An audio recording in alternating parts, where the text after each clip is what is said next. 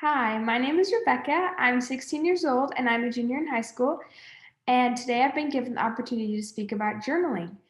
I think that people hear all the time how important it is to journal. It helps with family history. It's good. It will be so good for your children and grandchildren to read, and it's beneficial for your mental health as well. And I definitely think that stuff is true. I don't write pages and pages in a journal or write every single day, but I do write consistently, and that has definitely had a positive impact on my life. This started out when I was a really small kid. I'm the oldest of five kids, and when I was little, my mom decided to write in journals for her children. So I write for myself now, but I still love to read what my mom wrote. So the first funny story was when I was about 2 or 3 years old, and my dad got off work and we went to go visit him. And he threw a rock in a river to let me see the splash. And I looked at him with a straight face and threw my sippy cup into the river. And it was the only one I would drink out of, the only one I liked. And so he had to go running down. My mom says, Dad took off to catch it, and she just stood there laughing. He ran as fast as he could out onto a log in the river, but it floated out of his reach. Eventually, it floated to the side of the river, and he was able to get it. But it's so fun that she wrote that stuff down because we never would have remembered it later. Another funny story that, again, we wouldn't have remembered it years later, except for the fact that she wrote it down. My little sister had fallen and cut her lip open. And so my mom gave her a popsicle to help stop the bleeding. And I was so mad that I didn't get a popsicle. And so I was, Mom, can I please have a popsicle? Mom, I want a popsicle. And my mom was a little bit stressed out because there was so much blood. And so she said, Rebecca, let's practice not thinking about ourselves and let's think about Amanda because she's bleeding. Let's not think about ourselves for a minute. And I said, but I'm not thinking about myself. I'm thinking about a popsicle. So these little funny stories of these little cute things that kids say are so fun to remember years later. And a great way to do that is through journaling. Although writing for other people isn't like a traditional form of journaling, it's definitely an effective way to keep records. I think that journals is pretty much the most useful resource for family history. You can get to know a person or an event or a time period through journals a lot better than you could through just dates, birth dates or death dates or marriage records. Sometimes, though, journaling is like a big task or something scary that nobody really wants to do. And while journaling can be helpful for the future, I want to talk about how it is good for my life right now and how it can be good for you right now. So, first, I'll talk about why journaling is important. After Christmas in January of 2019, I came back to school after a break, feeling surprisingly sad for a long Christmas vacation.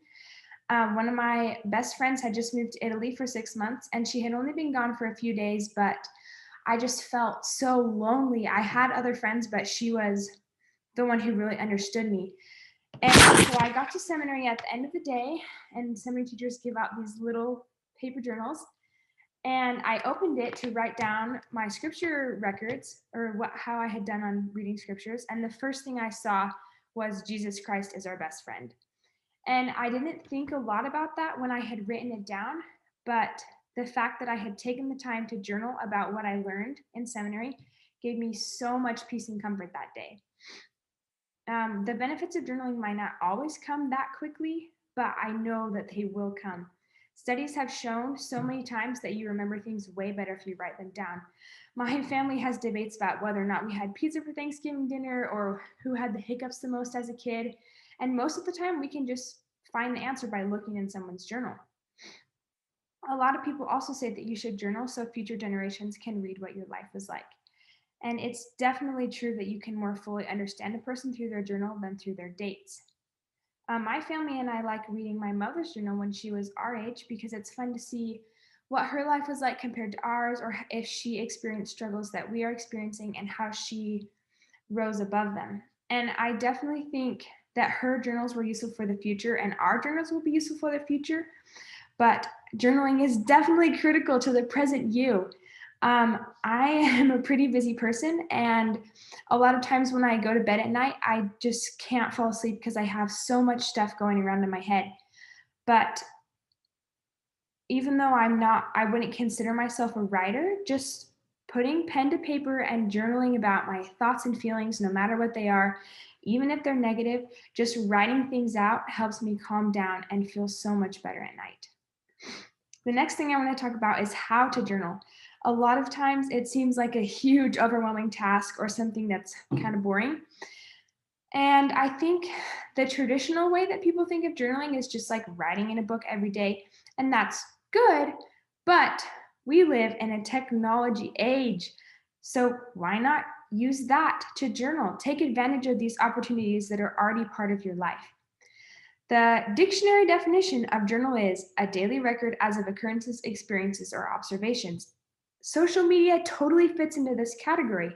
Most of the time, posts on Instagram or Facebook or Twitter or whatever are records of your life, your daily events, or your observations. And so that's a type of journal.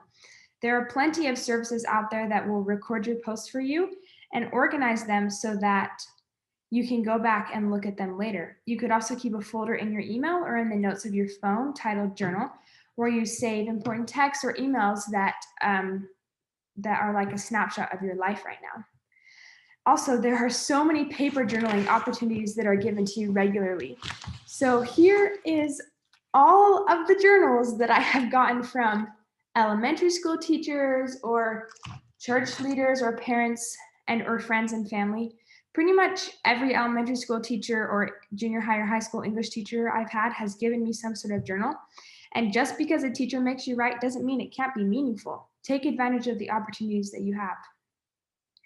I already mentioned that my mom kept journals for her children, especially as they were young.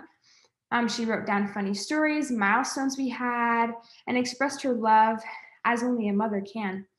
And she doesn't write as often as she used to because we're old enough to write in our own journals, but they are so much fun to go back and read. That's kind of a big thing to keep a journal for each of your children, and that's totally fine. Just write down the funny things they say on a sheet of paper or write down the dates of their milestones. My family also keeps binders of important papers that we got as we were kids, like school projects that we did, or like programs from our piano concerts, class pictures, all this stuff that you would normally just throw away, but they're so much fun to go look at. It's like a record of your childhood. I think the main problem with journaling is that it can be so hard to find what to write about. This happens to me all the time. I sit down and I think, I went to school, I had soup for dinner, and I did my homework. That's not super interesting. Honestly, it's not. But that's okay to write. Just write about what you did.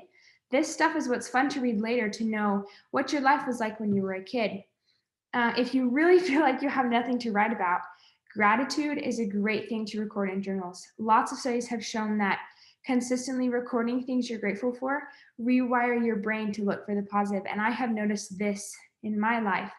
Focusing or writing down gratitudes make me feel so much happier. If you really, really feel like there's nothing interesting to write about, just write about your thoughts and your feelings. That's what makes journaling meaningful and important. And if you're in the habit of writing in your journal, when something important or meaningful does happen, you are in the habit of writing, and so you write it down. Some of the most important or meaningful experiences to me in my life, like my baptism or my pioneer trek or my grandfather's funeral, that's something that I wouldn't want to forget. And so the fact that I wrote them down in my journal allows me to revisit those meaningful times in my life anytime I want. I'm so grateful that I'm in the habit of journaling so I can write those things down. So I think that traditionally journaling is seen as difficult or hard because people think they have nothing to write about or it's too boring, but it's really not that big of a deal what goes into your journal or how you journal. Just write and record your life and it will be okay. Spencer W. Kimball said, "We urge our young people to begin today to write and keep records of all the important things in their lives. I promise you that if you will keep your journals and records, they will indeed be a source of great inspiration to your families, to your children, your grandchildren, and others, on through the generations. Each of us is important to those who are near and dear to us, and as our posterity read of our life's experiences, they too will come to know and love us. And in that glorious day when our families are together in the eternities, we will already be acquainted."